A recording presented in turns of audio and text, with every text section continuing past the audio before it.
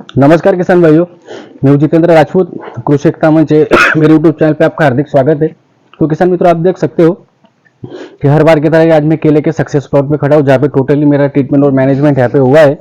और आप देख सकते हो एक किसान भाई है जो काफी पढ़े लिखे किसान मित्र है, वो एमएससी बीएड किसान है। और मिनिमम हमारा यहाँ पे मिनिमम पांचवा वीडियो समथिंग हमारा पांचवा वीडियो आज यहाँ पे बन रहा है, जो मैंने स्टेप बाय स्टेप आपको बताया जो यहाँ पे हमने ट्रीटमेंट यहाँ पे किया हुआ है। और जिस भी तरीके से मैनेजमेंट मैंने यहाँ पे हुआ था, जैसे कि ड्रिंचिंग से लेके और अभी तक जो खर्चा और उसके हिसाब से जो हमने यहाँ पे फर्टिगेशन मैनेजमेंट किया है, फर्टिलाइजर का मैनेजमेंट जो हुआ है वो टोटली मैंने आपको बताया स्टेप बाय स्टेप। तो किसान मित्रों, यही फल स्वरूप में जब आप देख सकते हो यहाँ पे काफी बेहतरीन तरीके से बंचेस यहाँ पे निकले हुए हैं। मिनिमम आप देख सकते हो कि यहाँ पे आप हर एक केले की लंबाई आप अगर देखोगे, आप थोड़ा बताना यहाँ पे, तो काफी बढ़िया से एक लंबाई है, काफी दो पत्तों के बीच में गैपिंग भी काफी बढ़िया जबरदस्त तरीके से है। और मिनिमम 13 के करीब यहाँ पे जो बंचेस की संख्या है, यानी जो कास्का जो बोलते हैं इसे, बंचेस वो निकले हुए। और काफी ये जो आज देख सकते हो कि आप उत्तर भारत में जो आज ठंडी का मौसम बना हुआ है, उस तरीके से आज जो प्लॉट यहाँ पे है, जैसे कि सिकाटो का तो सभी खेतों में ही है, और उसके हिसाब से भी हर एक पत्तों में ग्रीनरी, आप ऊपर के पत्तों में काफी, जैसे कि एक आपका जो फ्रूट निकलता है तो आपका केले का पौधा होता है, मिनिमम ऊपर के उसे 10 से 12 पत्ते जो चाहिए होते हैं। अगर पौधे को अगर अच्छा आपको न्यूट्रिशन चाहिए, जिंदा रखना है, अगर आपको फ्रूट में अगर अच्छे से न्यूट्रिशन सप्लाई रखना है, तो आपको मिनिमम 10 से 12 पत्ते चाहिए, तो यहाँ पे है। और काफी अच्छी तरीके से जो फंगस जो सिकाटो का है, जो फंगस है, अभी जो ठंड के हिसाब से जो पौधा ट्रेस में आ रहा है, तो इसके हिसाब से जो यहाँ पे मैनेजमेंट मैंने किया हुआ है, तो आपको मैं टोटली वो स्टेप बाय स्टेप जरूर बताऊंगा। तो आप अगर केले के किसान हो तो यह वीडियो को अंत तक जरूर देखिए। और साथ में जो हमारे किसान भाई है वो भी आपसे बात करेंगे, जो अगर किसान भाई बोलेंगे तो ये आपको यकीन होगा कि ये सत्य है। बाकी मैं अकेला ही बोलूंगा तो आपको ऐसा लगेगा कि ये अपने तरीके से बोल रहे हैं। तो किसान मित्रों, चैनल पे अगर आप नए हो तो पहले चैनल को सब्सक्राइब जरूर कर ले, बेल आइकन को प्रेस करें। तो किसान मित्रों, हम थोड़ा उनसे परिचय कर लेते, तो आपका नाम नंबर सब बताइए। નમસ્કાર ખેડૂત મિત્રો, હું ગુજરાતના નર્મદા જિલ્લામાંથી બુજેટા ગામમાંથી વાત કરી રહ્યો છું। મારું નામ કોઠિયા યુવરાજસિંહ છે અને હું અત્યારે કેળાની ખેતીમાં આજે પહેલી વાર જ ઉતર્યા છું। અમે हिंदी होगा तो आप हिंदी बोलिए उनसे। केले के खेत में हम आज पहली बार ही खेती किया है। अभी तक हम कॉटन की ही खेती करते थे और आज हमारा ये सक्सेस फार्म आप देख सकते हैं। और ये हमारे जितेंद्र भाई है, इनकी ट्रीटमेंट से हम आज इतना सक्सेस फार्म खड़ा कर सके हैं। तो युवराज भाई, इसका प्लांटेशन डेट जरा किसान मित्रों को बताओगे? ये 12 जून का प्लांटेशन किया तो है। आज उसके हिसाब से कितने दिन का हो चुका है ये? आज तकरीबन हमने 200 दिन का पौधा हो चुका 200 दिन का पौधा में किसान भाई हो चुका है। और कितने दिन पे यहाँ पे बंच आपका बाहर आया था? ये 27 हम अगले गए महीने की 27 तारीख को आ गया था। मिनिमम 158 दिन, 158 से 60 दिन के आसपास। 158 से 60 दिन के करीब किसान भाई यहाँ पे बंच आ चुका था। इसी सबसे जैसे कि 5 महीना और 8 या 10 दिन के करीब यहाँ पे निंगल बंच आ चुका था। और काफी जबरदस्त तरीके से वो समय पे जिस हिसाब से यहाँ पे ट्रीटमेंट हुआ, उसी के हिसाब से काफी अच्छा एक इम्प्रूवमेंट हमें यहाँ पे दिखा। तो मैं आपको स्टेप बाय स्टेप वो फर्टिलाइजर का डोसेस भी बताऊंगा। तो आपको काफी सारी, अगर आप केला का खेती करते हो तो आपको उसमें काफी यह चीज आपको आप फॉलो कर सकते हो और एक अच्छा सा उत्पादन आप प्राप्त कर सकते हो।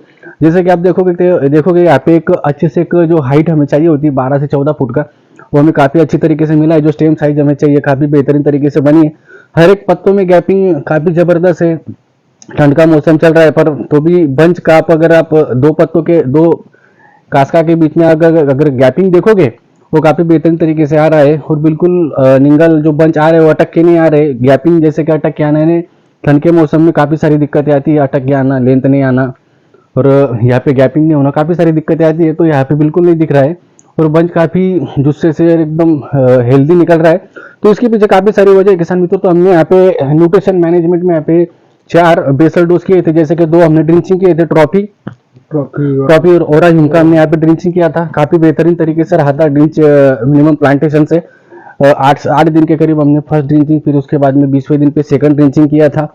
और उसके बाद हमने जैसे कि 35 दिन का हमारा पौधा हो गया था, तो 35 दिन के करीब उसके पहले हमने एक हल्का सा एक रिंग लिया था यहाँ पे यूरिया का एक हमने 10 किलो के हिसाब से यहाँ पे रिंग लिया था। समथिंग उसमें 5 kg मैग्नीशियम सल्फेट था।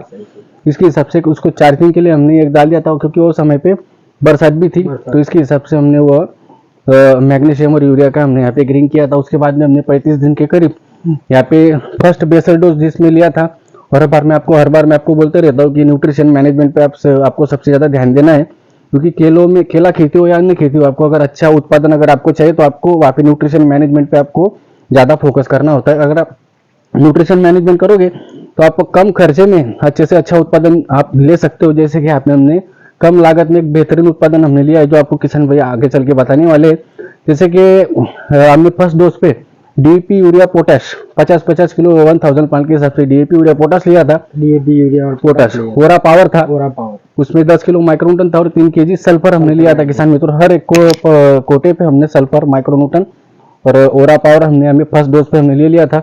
काफी बढ़िया सा इंप्रूवमेंट था। उसी के साथ में हमने, जैसे कि पौधा हमारा 60 दिन के करीब गया था, 65 दिन के करीब या 70 दिन के करीब हमने सेकंड डोज का वापस से हमने यहाँ पे फर्टिगेशन किया था, जिसमें हमने वापस से DAP 50 KG DAP, 50 KG urea, 50 KG potash, 10 KG ORP 9, उसमें अपने single super phosphate 50 KG single super phosphate हमने यहाँ पे ऐड किया था, और काफी बेहतरीन तरीके से इंप्रूवमेंट आपको कैसा लगा था? जैसे जैसे आपके वो आप देखना चाहते हैं तो हमारा वो भी वीडियो डला हुआ है चैनल पर, और उसमें हमको गजब की ग्रीनरी और गैपिंग देखने को मिला था। तो जैसे जैसे आप खाद का कोटा करते गए और ट्रीटमेंट जैसे जैसे आगे बढ़ता गया दिन पर दिन, तो आपको एक अच्छा सा इंप्रूवमेंट दिख रहा था ना यहाँ पे ट्रीटमेंट के हिसाब से? इंप्रूवमेंट के साथ हमारी मेहनत का हमको फल मिल रहा था। सबसे बड़ी बात वो है, खेत में आने से हमको लगता था जैसे खेत में गजब की ताजगी है, बस सेटिस्फेक्शन मिलता था हमको। तो किसान मित्रों, यही होता है कि आप जैसे कि आप ट्रीटमेंट करते हो तो ट्रीटमेंट के हिसाब से आपको रिजल्ट भी अच्छा से मिलना चाहिए। तो बहुत से बार ऐसा हो जाता है कि रिजल्ट तो किधर ही रहता है, पर खर्चा ही बहुत सारा किसान मित्रों कर लेते हैं। तो आपको मार्गदर्शन के हिसाब से आपको रिजल्ट भी आपको देखना है, उसके साथ में आपको खर्चा भी मायने रखना है, खर्चा भी आपको देखना है। तो उसी के साथ में किसान मित्रों, जब यहाँ पे हमने सेकंड डोज कर दिया था, उसके बाद में मिनिमम 70 या 75 डेज के करीब हमने खाद के 1 वीक के बाद में हमने यहाँ पे बंच अपना जो कॉर्नफिलिंग बोलते हैं, कॉर्नफिलिंग हमने किया था, क्योंकि वो टाइम पे ह्यूमिडिटी वाला वातावरण बहुत काफी सारा था, क्योंकि बरसात रुक रुक के आती थी। तो इसके हिसाब से जो पौधों में कैल्शियम बोरॉन की डिफिशियंसी काफी सारा बताती थी, क्योंकि आड़े टेढ़े जो ऊपर की जो भूंगरी थी आड़ी टेढ़ी हो जाती थी। तो इसके हिसाब से जो गैपिंग हमें मिलना चाहिए, वो गैपिंग क्लाइमेट के हिसाब से नहीं मिल पाता था। तो उसमें हमने पोंगा भरनी जो किया था, ट्यूब और ट्रॉफी 200 लीटर का पानी में 1 लीटर ट्रॉफी, 1 लीटर 1 प्रोसिल ट्यूब, उसके साथ हमने जिलेटेड जिंक 250 ग्राम और 4 गन। तो ये कितनी बार किया था आपने ऐसे?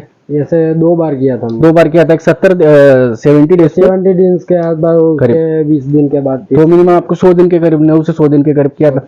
तो ये जो आपने कॉन्फिलिंग किया था, तो उसमें आपको रिजल्ट किस तरह से दिखा? वो रिजल्ट में गजब की एनर्जी आ रही थी हमारे प्लांट में। हाँ। वो अचानक से वो गैपिंग बढ़ हाँ, गैपिंग आपको दिख रहा था, पूरा दिख रहा था हमको। मैंने आपको एक चमत्कार दिख रहा था यहाँ पे, चमत्कार, वो भी वीडियो है अपना, वो भी बना हुआ है। तो किसान भाई, यही होता है कि आप जिस तरीके से कॉन्फिलिंग का अगर आप शेड्यूल रखते हो, तो उसमें क्या होता है कि आगे चल के जो आपको ठंड में जो केला आपका आने वाला है, जो आपके बंच आने वाले हैं, तो आपके वो काफी गैपिंग में चलेंगे। यही होता है, क्योंकि वो टाइम पे अगर आपने समझ लीजिए कॉन्फिलिंग अगर आपने किया, पोंगा भरने किया, तो उसमें जो आगे चल के जो 2 पत्तों के बीच में जितना गैपिंग होगा, उतना ही आपका यहाँ पे 2 बंचेस के बीच में, 2 पंजों के बीच में आपका गैपिंग होगा। तो यहाँ पे हर एक इस पे आपको दिख रहा होगा, आप देख सकते हो। उसके साथ में आप लंबाई भी देख सकते हो, और उसी के हिसाब से जितना पौधा आपका आप देख सकते हो, आप गैपिंग देख सकते हो हर एक इस पे। आप लंबाई भी देखिए, काफी जबरदस्त तरीके से लंबाई, और एक अच्छा इंप्रूवमेंट पोंगा भरने से हमें मिला है। जैसे कि रूट, जैसे कि पौधा अगर समझ लीजिए कि क्लाइमेट चेंजेस के हिसाब से अगर ट्रेस में चला जाता है, तो वह ट्रेस निकलने का काम आपका यह पोंगा भरने से होता है। अगर ट्रेस अगर निकल गया, तो जैसे कि जमीन में से आप जो झाइलम होता है ऊपर से फ्लोएम होता है, तो सिस्टम 24 आवर्स एक्टिव होता है, और उसमें फोटोसिंथेसिस की प्रक्रिया पत्तों में निरंतर रूप से चलती रहती है। तो किसान भाई, जो इसी तरीके से हमने सेकंड डोज और आपका पोंगा भरने किया, उसके बाद में हमने जो थर्ड डोज किया था, मिनिमम हमने 100 दिन के करीब किया था। उसमें हमने वापस से डीएपी हमने 50 केजी डीएपी था, उसमें अमोनियम सल्फेट लिया था आधा, 25 केजी आधा यूरिया था, 25 केजी पोटाश 50 केजी था, उसमें ओरा पावर 25 केजी था, माइक्रोन्यूटन 10 केजी था, और सल्फर हमने 3 केजी लिया था। और इसी तरीके से हमने यहाँ पे एक बेहतरीन तरीके से एक हमने जो उसका जो फॉस्फोरस, पोटाश और जो यूरिया का जो एक रेशो होता है, जैसे मैं आपको बताते रहता हूँ न्यूट्रिशन मैनेजमेंट में, क्योंकि केले में आपको रेशो काफी मेंटेन करना होता है। जैसे कि नाइट्रोजन आपको 120 या 30 के करीब ग्राम, पर प्लांट के हिसाब से 90 ग्राम के करीब आपको फॉस्फोरस लेना है और 200 ग्राम के करीब आपको पोटाश लेना है। इस तरीके से हमने यहाँ पे स्टेप बाय स्टेप टोटल वो मैनेज किया था।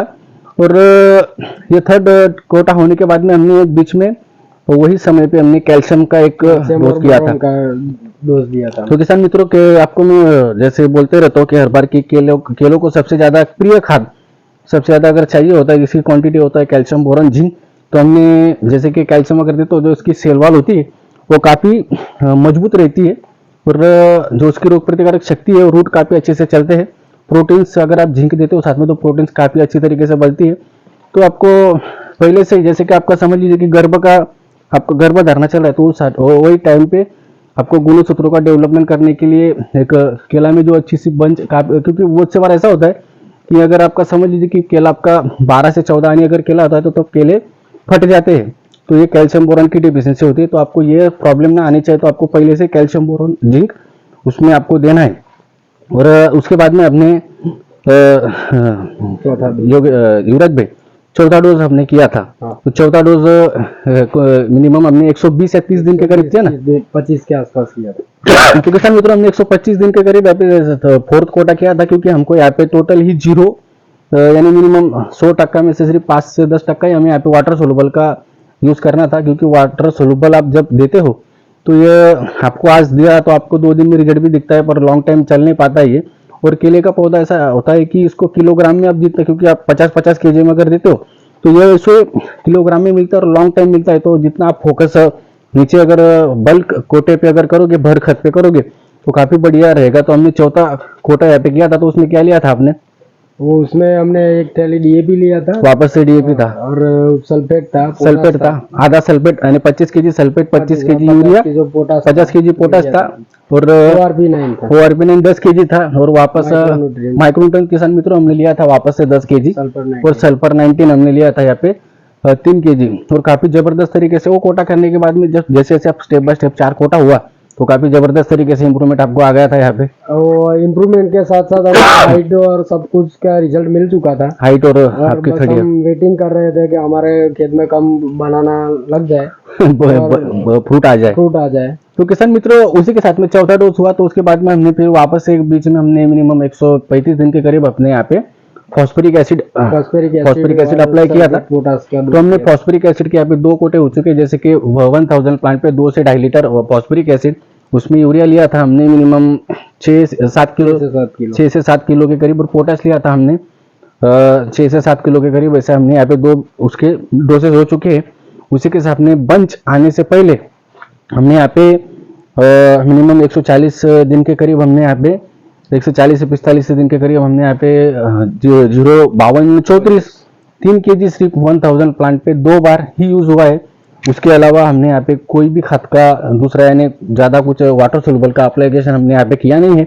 उसी के साथ में अमोनियम सल्फेट पोटाश 10-10 केजी यहाँ पे दिया हुआ है। और उसी के साथ में दूसरा आपने और कुछ क्या क्या दिया हुआ है?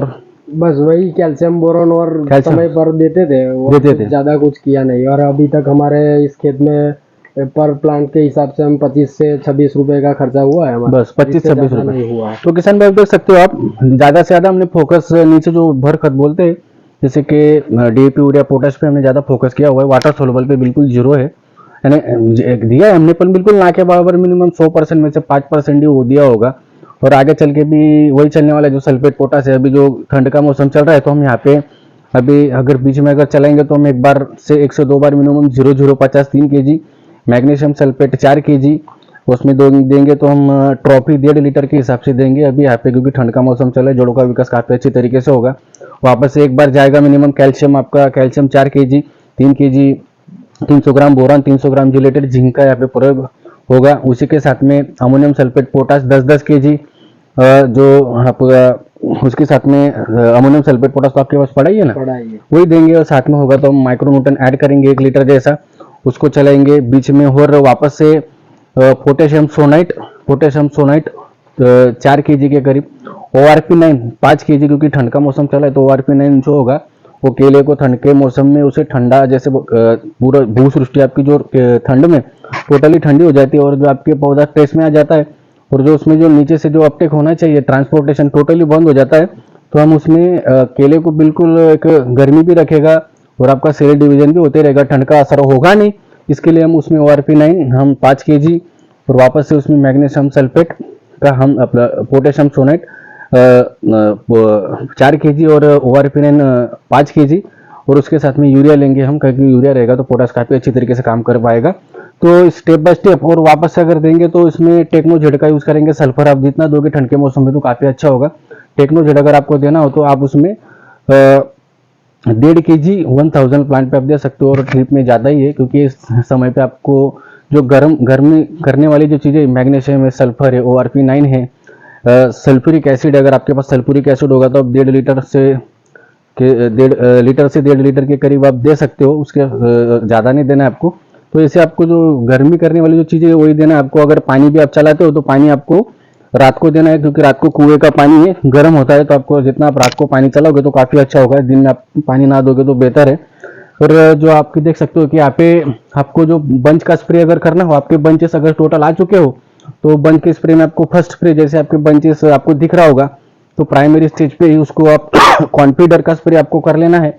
जैसे कि 10 ml आपको इमिडा लेना है 17.5%, जेड प्लस आपको लेना है 25 ml, उसी के साथ में आपको रोको लेना है 15 ग्राम के करीब और आपको मिक्स करके आपको टोटल मार देना है। क्योंकि यह जो समय होता है किसान भाई, तो इसमें काफ़ी जो इसका फूल होता है तो उसमें असंख्य प्रकार में यहाँ पे जो ब्लैक फ्लाई होती है, थ्रिप्स होती है, काफ़ी ज़्यादा तरीके से होती है। यहाँ पे वो फिर पंच करने के बाद पंच करके निकल जाती है और इसका जो असर होता है फिर आगे चल के आप जब केला कटिंग करते हो, जैसे कि आपका 15 आनी केला हो जाता है, 14 आनी केला होता है, तो आप उसके स्पॉट आपको दिखते रहते हैं। तो आपको यह प्रॉब्लम नहीं आना चाहिए और क्वालिटी में रहना चाहिए। तो आपको ये स्टेप बाय स्टेप आपको स्प्रे आपको शेड्यूल के हिसाब से आपके केला का क्वालिटी के हिसाब से आपको बदलना है।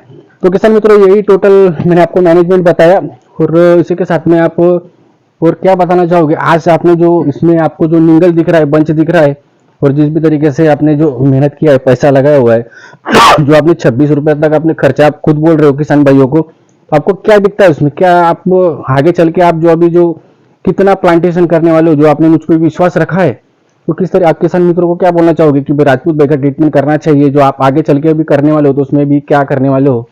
ये तो टोटल हमारी आज ये प्लांट है वो 200 दिन के आसपास हमको जो रिजल्ट मिला है उसके हिसाब से हमारा खर्चा बहुत कम है और जो केले हमारे खेत में अभी लगे वो हमको लगता है पूरे के पूरा एक्सपोर्ट क्वालिटी ही मिलेगा और ये सब ट्रीटमेंट एकदम सही है, क्योंकि हमको जो रिजल्ट मिला है वो हम देख रहे हैं और ये बना बनाया हुआ रिजल्ट नहीं है। आप अपने 5 वीडियो है हमारे यूट्यूब पे, उसमें भी देख सकते हैं और खुद भी यहाँ पे वीडियो में देख ले। अभी भी ये जो रिजल्ट मिला है वो 100% तक मिला ही है हमको, उसमें कोई दिक्कत नहीं। और इसी के साथ इनकी ट्रीटमेंट के साथ हम नेक्स्ट ईयर 5000 प्लांट का नया खेत हम खड़ा कर रहे हैं, जिसमें भी हमको ऐसा एक्सपर्ट क्वालिटी वाला रिजल्ट मिलेगा। इसकी हम इनसे गारंटी लेके ही डालेंगे। और अभी लाम छोड़ा है मिलेगा ही, ये लाम भी हमने छोड़ दिया है। तो किसान भाई आप देख सकते हो लाम भी छोड़े हुए हैं, जिसका ट्रीटमेंट अभी है, क्योंकि अभी अपने खुद के मदर प्लांट पे चल रहा है, क्योंकि खुद के उसके कुछ रूट नहीं है, तो उसका भी ट्रीटमेंट अभी जैसे कि यहाँ पे, क्योंकि जो हमने अभी यह मदर प्लांट को जो भी अभी खाद हम देने वाले तो वही उसे मिलने वाला है, तो उसमें कोई ज़्यादा खर्चा नहीं करेंगे तो एक स्प्रे का हम खर्चा करेंगे वहाँ पे 19 ऐसा कुछ। और उसी के साथ में इसका जो ट्रीटमेंट आगे चल के वो किया ही जाएगा। जैसे इसका कटिंग जैसे 50-70% हो जाएगा तो उसका भी ट्रीटमेंट वहाँ पे चालू हो जाएगा। तो किसान मित्रों यही है कि आप सही रूप से अगर सही मार्गदर्शन से अगर आप केला का अगर आप ट्रीटमेंट करते हो, मार्गदर्शन लेते हो, तो आपका सही अगर मार्गदर्शन रहा तो आपको काफ़ी अच्छा ही रिजल्ट मिलेगा। और कम खर्चे में, जितना कम खर्चा में आप उत्पादन लेते हो तो काफ़ी अच्छा है, क्योंकि भाव के कोई ठिकाने होते नहीं है, कभी क्या होता है तो कभी तो 400 होता है तो कभी 200 होता है। तो इसके हिसाब से आपको उसी हिसाब से आपको मैनेजमेंट भी करना है, खर्चा भी करना है। और अगर आप कुछ प्रॉब्लम हो केले के बाबत आपको कुछ पूछना हो तो नीचे डिस्क्रिप्शन में मेरा नाम नंबर दूंगा ही, उसमें आप मुझे कॉल कर सकते हो। चैनल पे अगर नए हो तो चैनल को जरूर सब्सक्राइब कर ले, बेल आइकन को जरूर प्रेस करें। तो मिलते किसान मित्रों नेक्स्ट वीडियो में। नमस्ते।